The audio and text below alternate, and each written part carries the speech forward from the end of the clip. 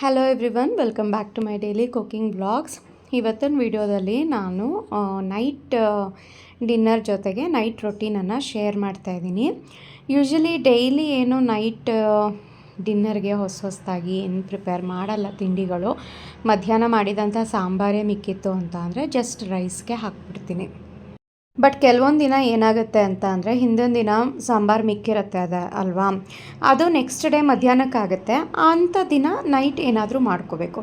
Night sambar ಮಾಡೋದಕ್ಕಿಂತ ಕೆಲವೊಮ್ಮೆ ಈ ರೀತಿ ತಿಂಡಿಗಳನ್ನೇ ಮಾಡ್ಕೊಬಿಡ್ತೀನಿ ನಾನು. ಇವತ್ತಂತೂ ತುಂಬಾ ಲೇಟಾಗಿತ್ತು, 8:45. ಸೊ 10 ನಿಮಿಷದ ಒಳಗಡೆ ನಾನು ಪನ್ನೀರ್ ಬುರ್ಜಿ ಹಾಗೆಯೇ ಫುಲ್ಕನ ಇವತ್ತು ಪ್ರಿಪೇರ್ ಮಾಡಿದ್ದೀನಿ. ಆ್ಯಕ್ಚುಲಿ ಡಿನ್ನರ್ ಪ್ರಿಪೇರ್ ಮಾಡೋ ಮನಸ್ಸೇ ಇರಲಿಲ್ಲ. ಬೆಳಗ್ಗೆಯಿಂದ ಸ್ವಲ್ಪ ಜಾಸ್ತಿನೇ ಆರ್ಡರ್ಸು, ಪ್ಯಾಕಿಂಗು, ಲಡ್ಡು ಪ್ರಿಪ್ರೇಷನು ಎಲ್ಲ ಇತ್ತು. ಆದರೆ ಪ್ರದೀಪ್ ಡ್ಯೂಟಿಯಿಂದ ಬರ್ತಿದ್ದ ಹಾಗೇ ನಾನು ಹಿತೇಶ್ ಏನು ಮಾಡಿದ್ವಿ, ಎಲ್ಲರೂ ಹೊರಗಡೆ ಆರ್ಡರ್ ಮಾಡಿಬಿಡೋಣ ಅಂತ ಅಂದ್ವಿ. ಹಿತೇಶ್ ಸಹ ಮಕ್ಕಳು ಗೊತ್ತಲ್ವ, ಹ್ಞೂ ಮಾಡೋಣ ಏನಾದ್ರು ತಿನ್ನೋಣ ಅಂತ ಅಂದ.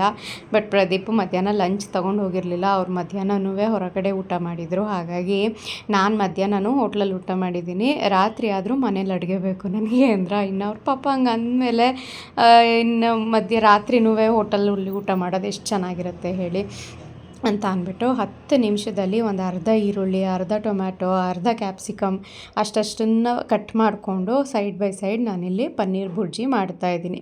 ಮನೆಯಲ್ಲಿ ಪನ್ನೀರ್ ಇತ್ತು. ಇನ್ನು ಬೇರೆ ಏನೇ ಮಾಡಬೇಕು ಅಂತ ಅಂದ್ರೂ ಮಸಾಲೆ ರುಬ್ಬಿ ಹಾಕಿ ಮಾಡೋದು ಸ್ವಲ್ಪ ಲೇಟ್ ಆಗುತ್ತೆ.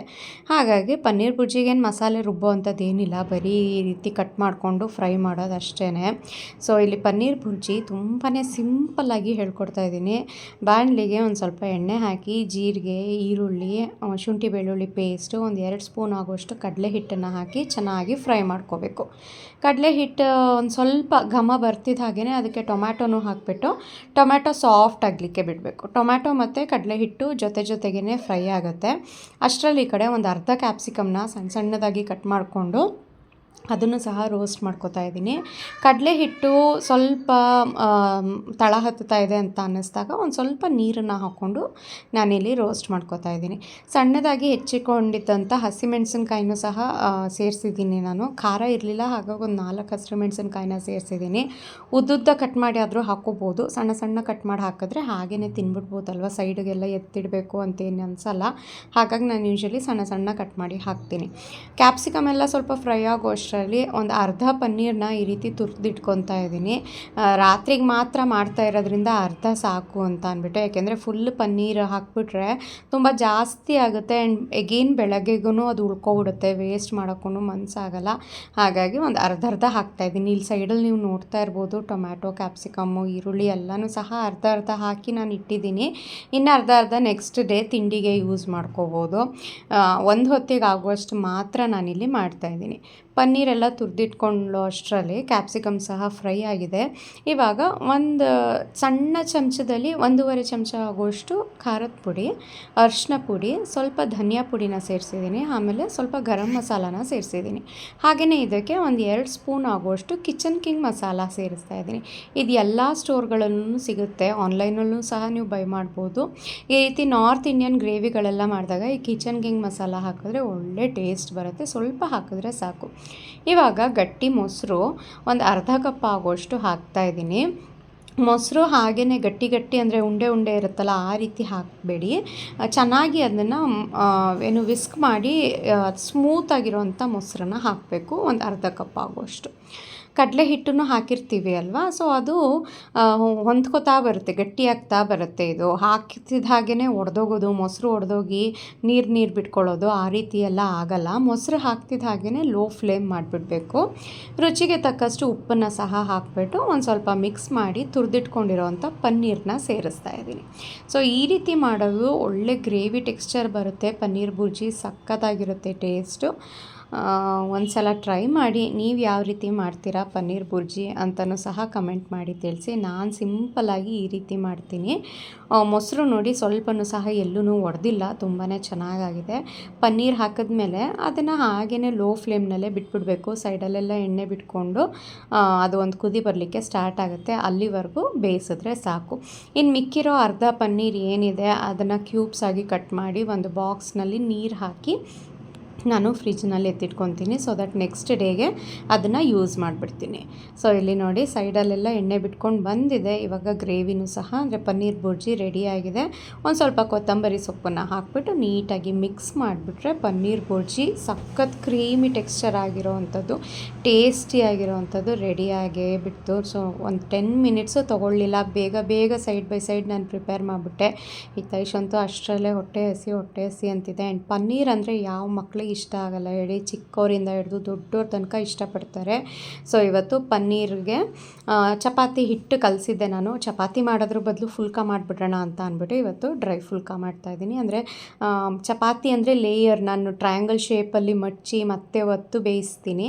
ಸೊ ಇದು ಏನಿಲ್ಲ, ಡೈರೆಕ್ಟಾಗಿ ರೌಂಡಾಗಿ ಮಾಡಿಬಿಟ್ಟು ಎರಡೂ ಕಡೆ ಒಂದೊಂದು ಸ್ವಲ್ಪ ಬೇಯಿಸಿ ಡೈರೆಕ್ಟಾಗಿ ಈ ರೀತಿ ಫ್ಲೇಮ್ನಲ್ಲಿ ಸುಟ್ಬಿಟ್ರೆ ಒಳ್ಳೆ ಬಲೂನ್ ಊದೋ ರೀತಿಯಲ್ಲಿ ಊದುತ್ತೆ. ನೋಡ್ತಾ ಇದ್ದೀರಲ್ವ ಎಷ್ಟು ಚೆನ್ನಾಗಿ ಆಗ್ತಾಯಿದೆ ಅಂತ. ಆ್ಯಂಡ್ ನಾನು ಯೂಸ್ ಮಾಡೋದು ನಮ್ಮಲ್ಲೇ ತಯಾರಾಗುವಂಥ ಮಲ್ಟಿಗ್ರೇನ್ ಆಟದಿಂದ ಯೂಸ್ ಮಾಡಿರೋವಂಥ ಚಪಾತಿ ಇದು. ಎಷ್ಟು ಚೆನ್ನಾಗಿ ಉಬ್ಬಿತ್ತು ಅಂದರೆ ಎಲ್ಲವೂ ಸಹ ತುಂಬಾ ಚೆನ್ನಾಗಾಗಿದೆ. ಆ್ಯಂಡ್ ನನಗೆ ಈ ಫುಲ್ಕಗಳು ಈ ರೀತಿ ಪರಾಟಗಳೆಲ್ಲ ನೋಡಿದ್ರೆ ನನಗೆ ನನ್ನ ಕಾಲೇಜ್ ಡೇಸ್ ನೆನಪಾಗುತ್ತೆ. ನಮ್ಮ ಚಪಾತಿ ಬೇರೆ, ನಾರ್ತ್ ಇಂಡಿಯಾದವರು ಮಾಡುವಂಥ ಫುಲ್ಕ ಬೇರೆ, ಅವ್ರದ್ದು ತುಂಬಾ ಟೇಸ್ಟಿಯಾಗಿ ಚೆನ್ನಾಗಿ ಬರುತ್ತೆ. ಸೊ ಅದೇ ರೀತಿ ಟೇಸ್ಟ್ನಲ್ಲೇ ಇತ್ತು. ನೋಡ್ತಾ ಇದ್ದೀರಲ್ವ ಪನ್ನೀರ್ ಬುರ್ಜಿ ಜೊತೆ ಫುಲ್ಕ ಮೇಲ್ಗಡೆ ಒಂದು ಸ್ವಲ್ಪ ತುಪ್ಪ ಹಾಕಿ ಸರ್ವ್ ಮಾಡೋದು ಅಷ್ಟೇ. ಸಾಫ್ಟಾಗಿರುತ್ತೆ, ಸಖತ್ತಾಗಿರುತ್ತೆ. ಸೊ ಒಂದು ಸಲ ಟ್ರೈ ಮಾಡಿ ನೋಡಿ. ನಮ್ಮ ಚಪಾತಿ ಈ ರೀತಿ ಡೈರೆಕ್ಟಾಗಿ ಫ್ಲೇಮ್ನಲ್ಲಿ ಇಟ್ಟಾಗ ಅಂಟ್ಕೊಬಿಡುತ್ತೆ. ಬಟ್ ಈ ಫುಲ್ಕ ಏನಿದೆ ಸಖತ್ ಬಲೂನ್ ರೀತಿ ಸಖತ್ತಾಗುತ್ತೆ ಮಾತ್ರ. ಆ್ಯಂಡ್ ಎರಡ್ರದ್ದು ಟೇಸ್ಟು ಸಖತ್ತಾಗಿತ್ತು. ವಿತಿನ್ 20 ಮಿನಿಟ್ಸಲ್ಲಿ ಡಿನ್ನರ್ ಪ್ರಿಪೇರ್ ಮಾಡಿ ಸರ್ವ್ ಸಹ ಮಾಡಿದ್ದಾಯಿತು. 9 ಗಂಟೆಗೆ ಶುರು ಮಾಡಿದ್ದು, ತಿನ್ನೋ ಅಷ್ಟರಲ್ಲಿ 9:15 9:45 ಆಗಿತ್ತು.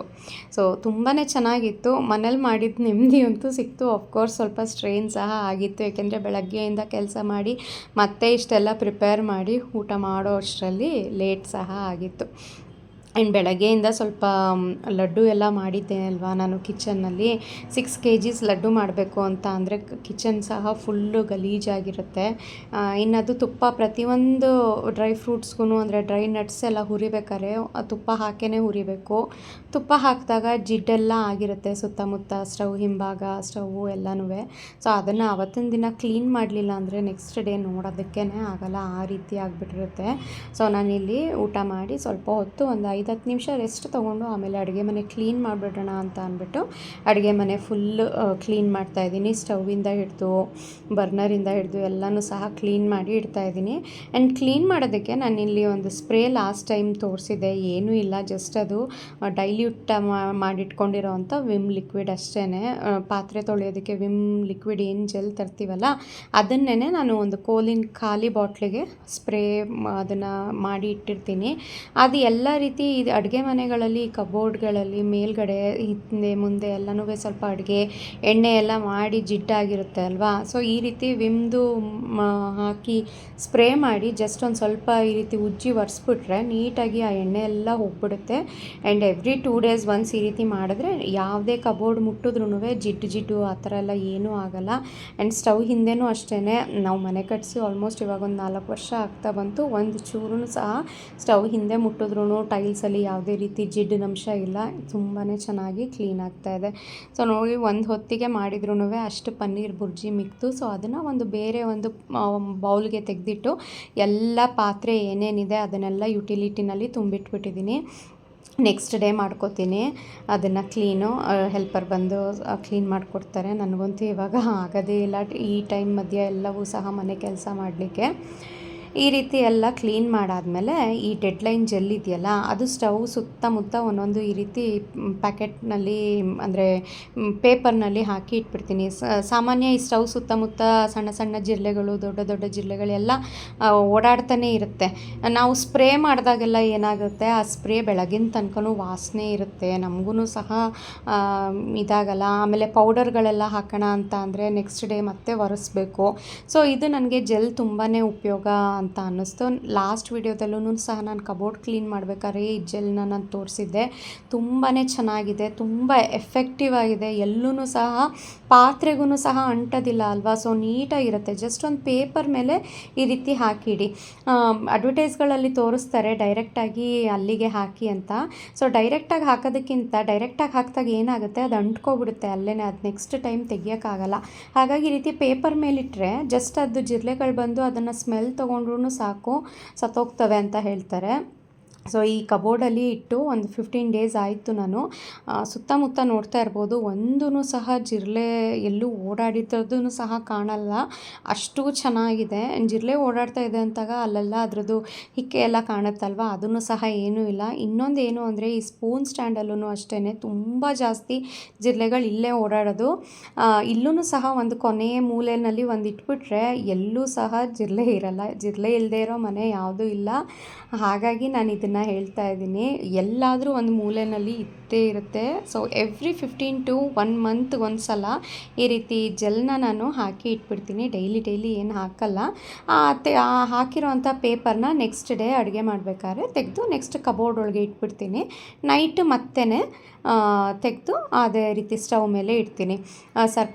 ಸರ್ಪ್ರೈಸಿಂಗ್ ಏನಾಗಿತ್ತು ಅಂತ ಅಂದರೆ, ಬೆಳಗ್ಗೆ ನಾನು ಎದ್ದು ಬಂದಾಗ ಅಡುಗೆ ಮನೆ ಏನೋ ನೀಟಾಗಿತ್ತು, ಆದರೆ ನೋಡ್ತಾ ಇರ್ಬೋದು ಇಲ್ಲಿ ಒಂದು ಜಿರಳೆ ಅದಾಗಿದ್ದದೆ ಸತ್ತು ಬಿದ್ದಿದೆ. ಸೊ ತುಂಬ ಸಣ್ಣ ಸಣ್ಣ ಜಿರಳೆಗಳು ಅಷ್ಟೇ ಅಲ್ಲ, ಈ ರೀತಿ ದೊಡ್ಡ ದೊಡ್ಡ ಜಿರಳೆಗಳೂ ಸಹ ಒಂದೂ ಇಲ್ದಂಗೆ ಆಗುತ್ತೆ ಕಿಚನಲ್ಲಿ. ಖಂಡಿತ ಇದು ಡೆಡ್ ಲೈನ್ ಜೆಲ್ ಅಂತ ಯೂಸ್ ಮಾಡಿ. ಇದೆ ಅಂತ ಅಲ್ಲ, ಯಾವ್ದು ಬೇಕಾದ್ರೂ ಯೂಸ್ ಮಾಡ್ಬೋದು. ಒಟ್ಟಿನಲ್ಲಿ ಜೆಲ್ ಯೂಸ್ ಮಾಡಿದ್ರೆ ಸೇಫರ್ ಸೈಡ್ ಇರುತ್ತೆ, ಕ್ಲೀನಾಗಿರುತ್ತೆ, ನಿಮಗೆ ಯೂಸ್ಫುಲ್ ಆಗುತ್ತೆ ಅಂತ ನಾನು ಹೇಳ್ತಾ ಇದ್ದೀನಿ ಇಲ್ಲಿ. ಸೊ ಇವತ್ತಿನ ವಿಡಿಯೋನ ನಾನು ಇಲ್ಲಿಗೆ ಎಂಡ್ ಮಾಡ್ತಾ ಇದ್ದೀನಿ. ನಿಮಗೆ ನಾನು ಪ್ರಿಪೇರ್ ಮಾಡೋ ಅಂಥ ಮನೆಯಲ್ಲೇ ಹೈಜಿನಿಕ್ ಆಗಿ ತುಂಬಾ ಏನು ಪ್ರಿಸರ್ವೇಟಿವ್ ಇಲ್ಲದೆ, ಕೆಮಿಕಲ್ ಇಲ್ಲದೆ ಪ್ರಿಪೇರ್ ಮಾಡೋ ಅಂಥ ಹೋಮ್ಮೇಡ್ ಮಾಲ್ಟ್ ಪೌಡರ್ಸ್ ಆಗಿರ್ಬೋದು, ಲಡ್ಡುಗಳಾಗಿರ್ಬೋದು ನಿಮಗೆ ಬೇಕಿತ್ತು ಟೇಸ್ಟ್ ನೋಡೋದಕ್ಕೆ ಅಂತ ಅಂದರೆ ಸ್ಕ್ರೀನ್ ಮೇಲೆ ಕಾಣೋ ಅಂಥ ನಂಬರ್ಗೆ ವಾಟ್ಸಪ್ ಮಾಡಿ ಆರ್ಡರ್ ಮಾಡ್ಬೋದು.